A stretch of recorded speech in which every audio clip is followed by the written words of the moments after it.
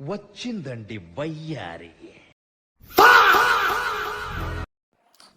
ఇందాక దిగినట్టు ఫోర్స్ ఇస్తున్నా నేను ఇక్కడ. ఈ పిల్లలు చూడండి, ఆ బొమ్మలు అగరట్టు చేయట్లేదు, ఆగమాగం చేస్తున్నారు. అయ్యో, ఆ బొమ్మ ఎలా ఉందో చూస్తారంట వాళ్ళు కూడా. ఇది ఒక ఫోటో ఇలా తీసుకోవాలి అక్కలాగా.